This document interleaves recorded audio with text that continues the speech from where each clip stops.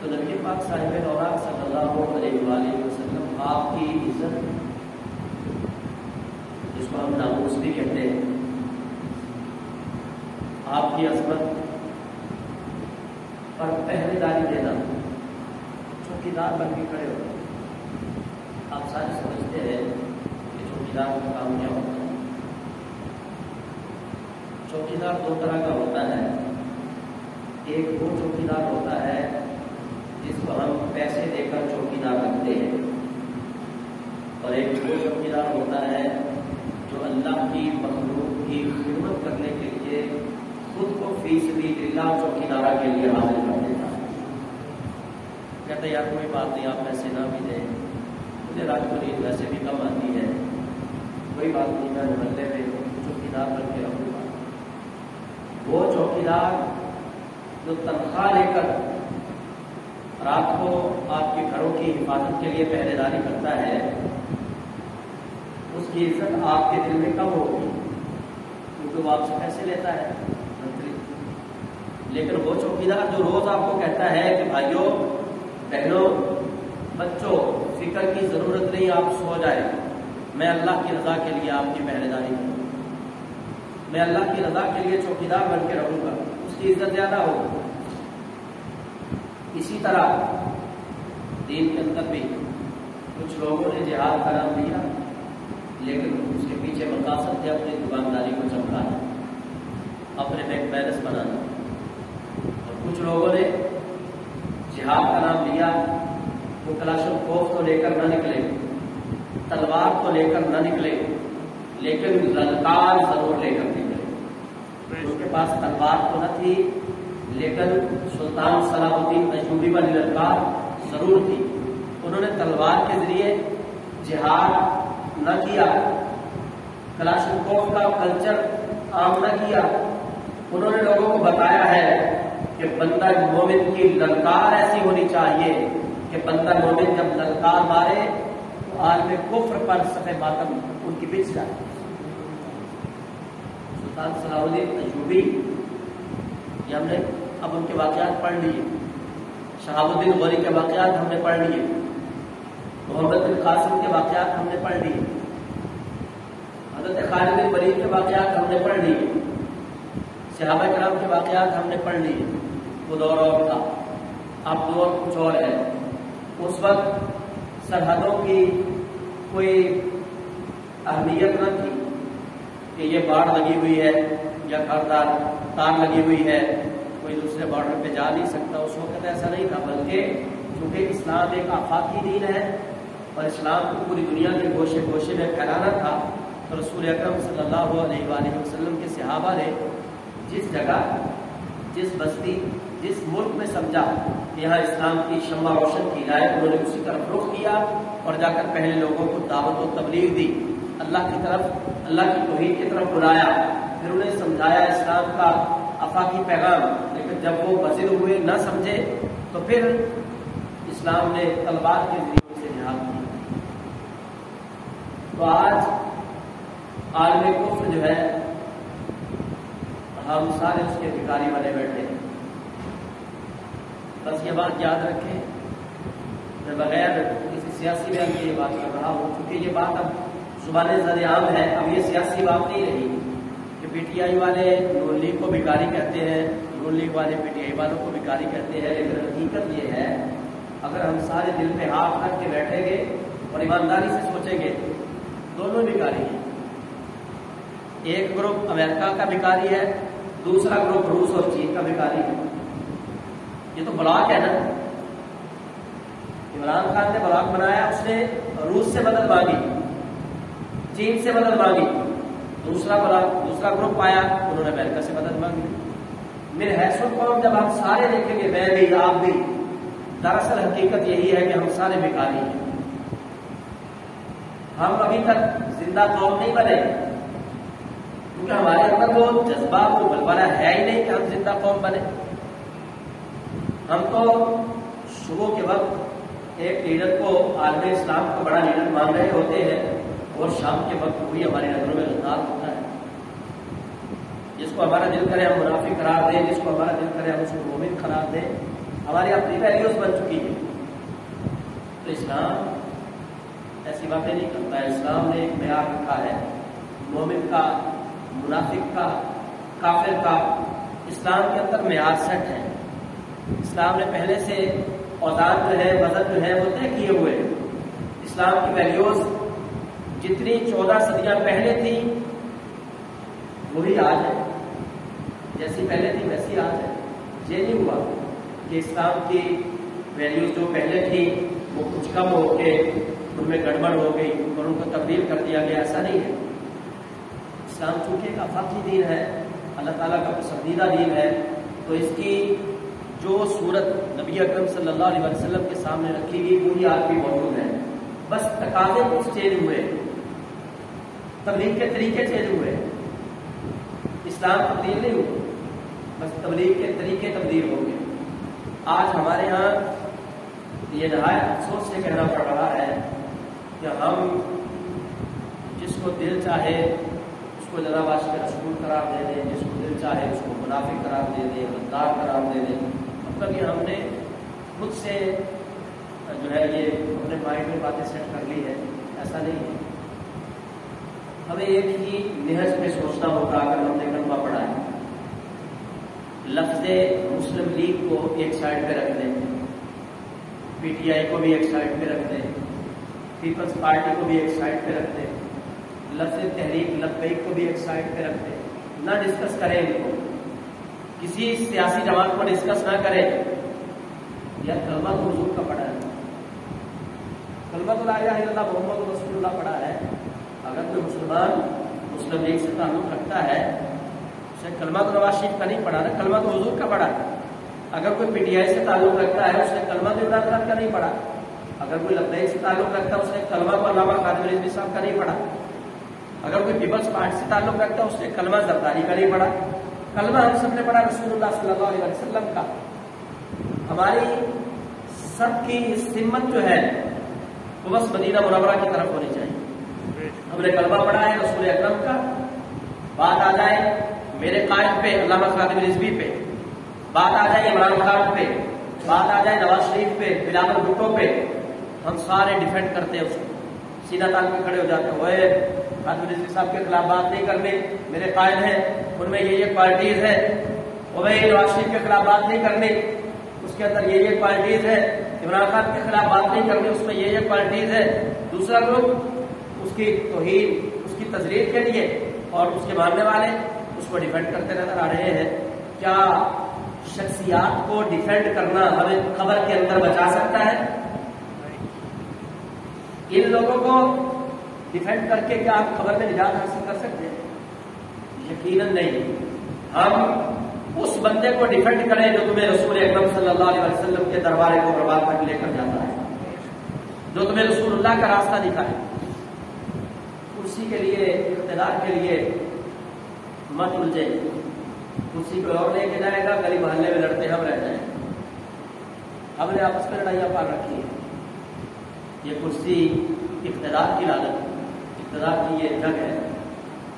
بہرحال آپ نے دیکھا، آپ اسی ماحول میں رہتے ہیں کہ جناب کبھی فرانس کی طرف سے نبی پاک علیہ السلام کے خاکے بن رہے ہیں، کبھی ڈنمارک کی طرف سے، کبھی ناروے کی طرف سے، کبھی امریکہ میں قرآن پاک کو جلایا جا رہا ہے، کبھی افغانستان میں امریکن فوجی قرآن پاک کو جلا رہے ہیں، کبھی قرآن پاک کو مختصر کیا جا رہا ہے، کبھی ام المؤمنین سیدہ عائشہ صدیقہ رضی اللہ تعالیٰ عنہ پر زبان درازی کی جا رہی ہے عالمی سطح پر، اور کبھی نبی پاک صلی اللہ علیہ وسلم کے خلاف کتابیں لکھی جا رہی ہیں. اور ابھی حال ہی میں انگلینڈ کے اندر خاتون جنت کے نام سے ایک فلم بنی، نعوذ باللہ، جس کو اب مظاہروں کے بعد روکا گیا. ابھی ان دنوں میں پرسوں پابندی لگی ہے. اس کو بتانے کا مقصد یہ ہے، اس کے پیچھے کوئی وجہ بھی تو کار فرما ہوگی. ہم یہ 10-12 بندے بیٹھے ہوئے ہیں، 15 بندے بیٹھے ہوئے ہیں، ہم سوچتے ہیں کہ شاید یہ ہمارا مسئلہ نہیں ہے. ہم سمجھتے ہیں شاید یہ ہمارا مسئلہ نہیں ہے، یہ اپر لیول کا مسئلہ ہے.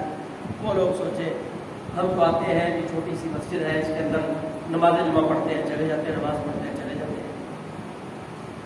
یہی تو سر خرابی کی وجہ بنی. اثر ہوا کیا ہے؟ اصل معاملہ یہ ہوا کہ بزرگوں نے ایک حکایت نقل کی. وہ کہتے ہیں کہ بادشاہ نے اعلان کیا، اس نے کہا آج شام ساری رعایا جو ہے فلاں تالاب ہم نے بنایا ہے، اس کے اندر وہ دودھ ڈالے، جتنا جتنا کسی کے پاس دودھ ہے وہ سارے کے سارا اس کے اندر دودھ ڈال. لوگوں نے اعلان سن لی. میں بھی آ گیا، رات کے اندھیرے تھے، میں نے پانی کا ایک کین بھرا اور اس تالاب میں ڈال دیا. میں نے کہا رات کا اندھیرا ہے، کون دیکھ رہا ہے؟ اتنے لوگوں نے دودھ ڈالا ہے، میرا پانی کون دیکھے؟ ایک اور آ گیا، اس نے کہا رات کا اندھیرا ہے، اتنی دنیا دودھ ڈالے گی، میرا ایک پانی کا کین کیا کرے گا؟ یہ تو نظر ہی نہیں آ رہا.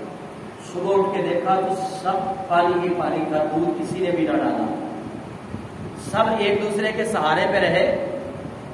اتنی دنیا ہے، وہ دودھ ڈال دے گی، سب نے پانی ڈالا. آج ہم وہ پانی ڈالنے والے ہیں. آج ہم میں سے اس تالاب کے اندر دودھ ڈالنے والا کوئی نہیں. ہم کہتے ہیں کوئی نہیں، یہ مولویوں کی ذمہ داری ہے، یہ پیروں کی ذمہ داری ہے، یہ پاک فوج کی ذمہ داری ہے، یہ حکومت کی ذمہ داری ہے.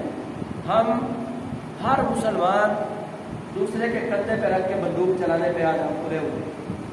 اب ذمہ داری سمجھتے ہی نہیں.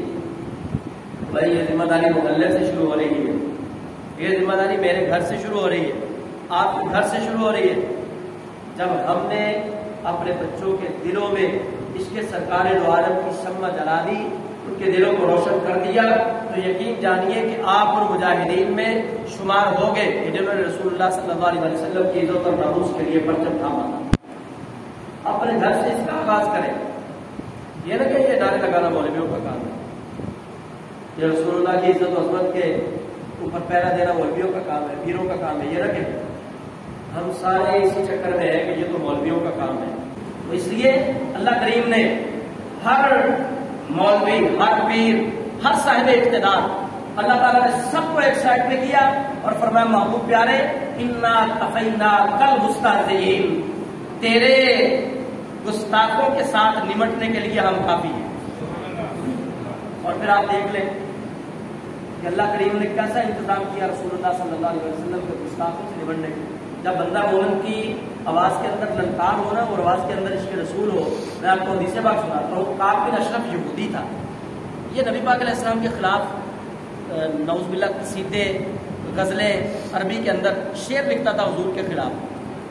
نبی پاک علیہ السلام نے فرمایا کوئی ہے جو اس گستاخ کا سر قلم کر کے لے کر آئے، یہ مجھے بڑی تکلیف دیتا ہے. حضرت محمد بن مسلمہ رضی اللہ تعالیٰ عنہ وہ کہنے لگے یا رسول اللہ مجھے اجازت دیجیے، چند باتیں کرنے کی بھی اجازت دے دیجیے تاکہ اس کو یہ محسوس ہو کہ میں اس کی طرف کا ہوں. رسول اللہ نے فرمایا تمہیں اجازت ہو. انہوں نے کچھ باتیں ایسی کی کہ کعب بن اشرف یہودی سمجھنے لگا کہ یہ محمد بن مسلمہ جو ہے یہ میرے ساتھ مل گیا ہے. تو کعب بن اشرف کے بعد جب یہ اس کو قتل کرنے کے لیے گئے نا، اس کے دروازے کے باہر جا کر انہوں نے آواز دی، انہوں نے کہا محمد بن مسلمہ باہر نکل، یہ ہم سے اسلحہ لے، تلواریں یہ رکھ لے، اس کے بدلے میں ہمیں کچھ مال دے. حضرت محمد بن مسلمہ رضی اللہ تعالیٰ نے سادہ سی بات کہی ہے کہ یہ تلواریں اسلحہ لے لو، اس کے بدلے میں ہمیں مال دو. کعب بن اشرف یہودی کی بیوی اندر اس کو کہتی ہے، اس نے کہا یہ آواز تم نے سنی ہے؟ کعب بن اشرف کہنے لگا ہاں سنی ہے، یہ محمد بن مسلمہ ہے، یہ میرے ساتھ ڈائلاگ کر کے گیا تھا، اب یہ اسلحہ لے کر آیا ہے، تلواریں وغیرہ لے سے، تو یہ میرے پاس رکھے گا، مجھ سے کچھ مال لے گا. اس کی بیوی کہنے لگی تو نے محسوس نہیں کیا، لیکن مجھے اس کی آواز سے خون کی بدبو آ رہی ہے، مجھے اس کی آواز سے خون کی بدبو آ رہی ہے. لیکن کعب بن اشرف کہنے لگا نہیں تجھے غلط فہمی ہے. جب یہ باہر آیا تو حضرت محمد بن مسلمہ کہنے لگے واہ واہ کیا خوشبو آ رہی ہے، جب ذرا اپنا سر تو نیچے کرو، میں ایک بار پھر سے خوشبو سونگ لوں. اس نے اپنا سر نیچے کیا تو حضرت محمد بن مسلمہ رضی اللہ تعالیٰ نے تلوار کا وار کیا، اس کی گردن کو اڑا دیا اور گردن اٹھائی رسول اللہ کی بارگاہ میں پہنچے تو رسول اکرم صلی اللہ علیہ وسلم فرمانے لگے اگر کسی نے دیکھنا کہ جوان کون ہے، فرمایا جوان کو آ رہا ہے. جب بندہ مومن رسول اللہ کے لیے اخلاص رکھے گا یہاں، پھر اس کی بات جو ہے نا، اس کے منہ سے نکلی ہوئی بات، اس سے بھی دشمن کو خوف نظر آئے. سلطان صلاح الدین ایوبی رحمۃ اللہ علیہ، آپ جو پڑھے لکھے لوگ ہیں، بلکہ زیادہ پڑھے لکھے سارے بیٹھے ہوئے ہیں، یہ جنگوں کا ایک اصول ہے کہ کسی بھی ملک کے آرمی چیف کو کوئی قتل نہیں کرتا اگر وہ گرفتار ہو جائے. کسی بھی ملک کا آرمی چیف اگر گرفتار ہو جائے اس کو کوئی قتل نہیں کرتا. لیکن صلیبی جنگ کے اندر جب ایک قافلہ مصر سے شام کی طرف جا رہا تھا، سلطان صلاح الدین ایوبی کے دور میں حاجی جا رہے تھے حج کے لیے، تو برنس ان کا جنرل تھا. اس جرنیل نے اس قافلے کو روکا، ان کو مارا، ان سے مال چھینا، لوگوں کو قتل کیا اور کہنے لگا اینا محمدکم ادعوہ ینصرکم، کدھر ہے تمہارا محمد، بلاؤ اس کو، وہ تمہاری آ کے مدد کرے. اس نے ساتھ یہ نعرہ بھی لگایا. اب جو لوگ بچے انہوں نے آ کر سلطان صلاح الدین ایوبی کو بتایا کہ برنس نے ہمیں مارا بھی ہے، مال بھی چھینا ہے، زیادتی بھی کی ہے، اور ساتھ اس نے یہ بھی کہا کہ تمہارا محمد کہاں ہے، اپنے محمد کو بلاؤ. سلطان صلاح الدین ایوبی رحمۃ اللہ علیہ اتنی دیر تک بستر پر صحیح سمت میں سوئے نہیں جتنی دیر تک اس گستاخ رسول کو اس کا سر جو ہے وہ قلم نہیں کرتا. انتظار میں رہے. جنگ ہوئی، جنگ کے اندر وہ بھی گرفتار ہوا اور بھی جرنیل گرفتار ہوا. سلطان صلاح الدین ایوبی رحمۃ اللہ علیہ نے کئی لوگوں کے سر قلم کرنے کا حکم دیا اور فرمانے لگے برنس کا سر قلم میں نے خود کرنا ہے، اس کو میرے سامنے لے کر آؤ. جب وہ سامنے آیا تو سلطان صلاح الدین ایوبی رحمۃ اللہ علیہ فرمانے لگے یاد کرو تم نے ہمارے حاجیوں کے قافلے کو کیا کہا تھا کہ تمہارا محمد کہاں ہے، بلاؤ اس کو اور وہ تمہاری مدد کرے. وہ اب کانپ رہا تھا کہ اب پتہ نہیں میرے ساتھ کیا ہوگا. تو سلطان صلاح الدین ایوبی رحمۃ اللہ علیہ انہوں نے کہا میں رسول اللہ کا نائب ہوں، میں آ گیا ہوں. اس کا سر قلم کیا اور خیموں کے اندر بھیجا. خیموں کے پاس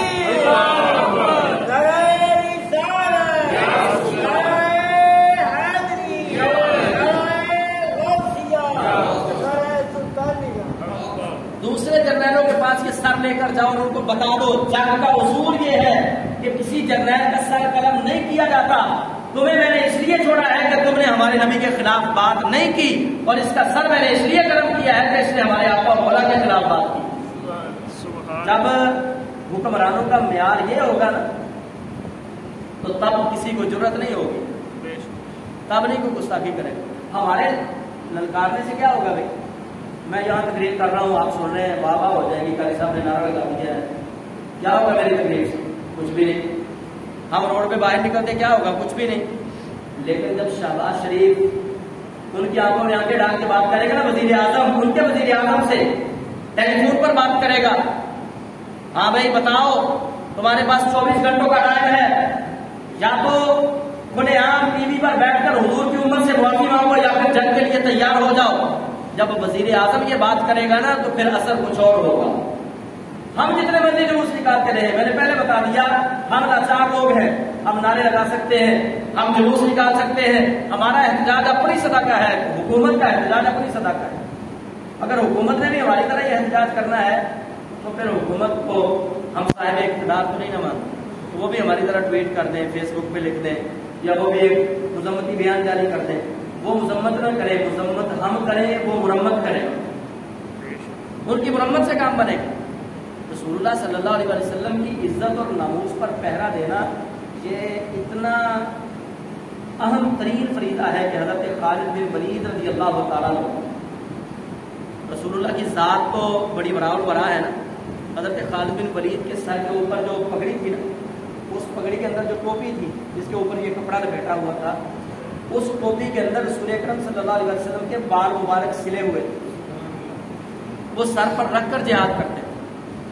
ایک جہاد کے اندر وہ ٹوپی زمین پہ گر پڑی.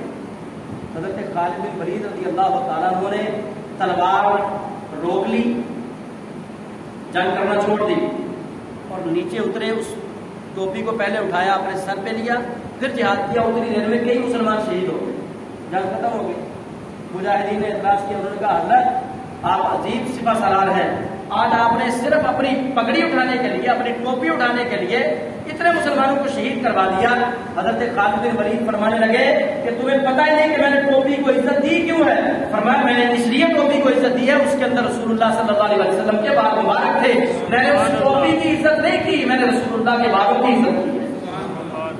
رسول اللہ کی ذات تو بڑی بڑا ہے، صحابہ سے پوچھو وہ تو رسول اکرم کے بار مبارک کی عزت اور ناموس کے لیے جانے قربان کر رہے ہیں۔ ہمیں من حیث کون سوچنا ہے؟ پارٹیوں سے نکلنا ہوگا، ان پارٹیوں سے نکلے تو جب ووٹیں آئیں گی دے دے یار، ووٹیں دیں ووٹ جب الیکشن ہوگا۔ اب تو رسول اللہ کے غلام بنے، عمران خان کے، نواز شریف کے یا تحریک لبیک والوں کے غلام نہ بنے۔ وہ غلام بننا ہے تو مدینے کے تاجدار کا غلام بنو، یہ دنیا بھی کامیابی سے گزارو گے، قبر میں بھی کامیابی ہوگی، میدان محشر میں بھی کامیابی ہوگی۔ اگر ہم نے صرف پارٹیوں کا سوچا اور رسول اللہ کے دین کا نہ سوچا تو پھر یاد رکھ لیں ہماری داستان تک نہ رہے گی داستان۔ اور ہم میں سے ہر بندہ اس بات کو سمجھنے کی کوشش کرے کہ میری ذمہ داری ہے۔ اگر ہم کہیں گے نا کہ یہ نعرے لگانا مولویوں کی ذمہ داری ہے، یہ نعرے لگانا پیروں کی ذمہ داری ہے، یہ دین بچانا مولویوں کی ذمہ داری ہے، دین پہ بات کرنا مولویوں کی ذمہ داری ہے، جب ہم یہ سارے کام ان کے سپرد کریں گے نا تو پھر دین کا کام نہیں ہوگا۔ اس لیے ہر بندہ اپنی اہمیت کو سمجھے، جس نے رسول اللہ کا کلمہ پڑھا ہے وہ اس بات کو جاننے کی کوشش کرے۔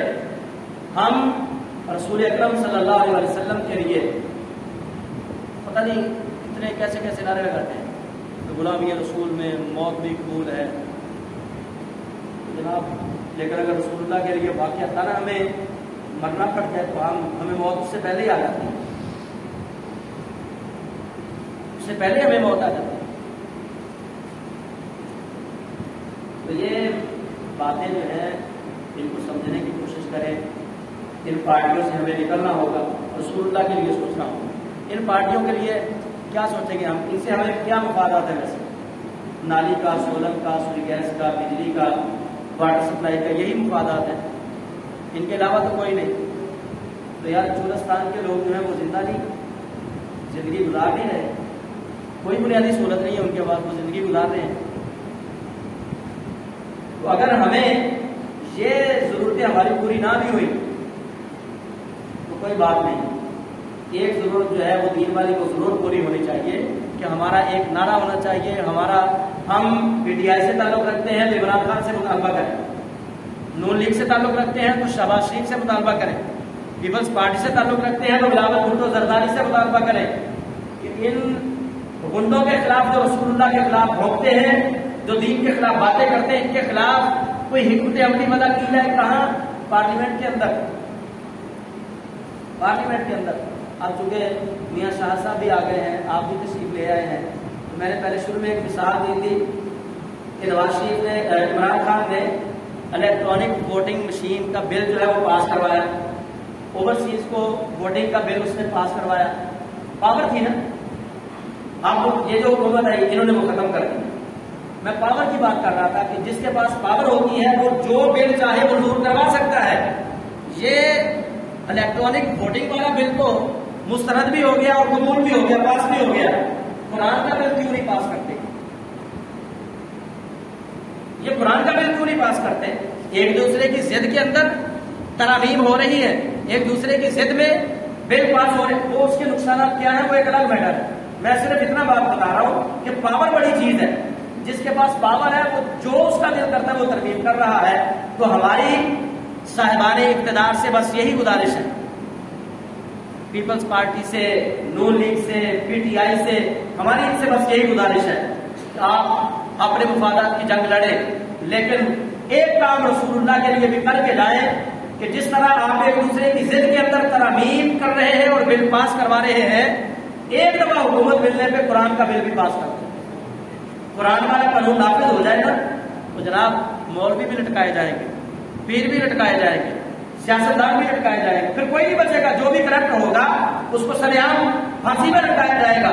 اور وجہ یہی ہے کہ ہم اس طرف کوشش نہیں کرتے۔ تو ہمارے جو صاحبان اقتدار ہیں ان سے گزارش ہے وہ اس طرف سنجیدگی سے سوچیں، اس کا اللہ تعالیٰ ان کو دنیا میں بھی بدلا دے گا، آخرت میں بھی بدلا دے گا۔ جس طرح میں نے بتایا کہ جو بھی رسول اللہ کے دین کے لیے بات کرے گا اس کی عزت ہوگی، جو بھی بات کرے گا اس کی عزت ہوگی۔ وہ اقوام متحدہ میں عمران خان کر دے، وہ سعودی عرب والے کر دیں، وہ رجب طیب اردگان، وہ کوئی کرے، جو بھی رسول اللہ کے لیے بات کرے گا اس کی عزت بن جائے گی۔ تو اس لیے ہم سب کو یہ سوچنا ہے، ہم نے پتہ کیا کیا، اہل سنت نے، ہم نے اپنا دروازے بڑے بند کر لیے۔ جس کسی مسجد میں لبیک کا نعرہ لگتا ہے، ہم کہتے ہیں یہ تو تحریک لبیک کا نعرہ ہے. اللہ کی عزت کی قسم ہے یہ تحریک لبیک کا نعرہ نہیں، یہ صحابہ کرام کا نعرہ ہے. رسول اللہ جس بھی صحابی کو آواز دیتے تھے صحابی آگے سے کہتا لبیک یا رسول اللہ.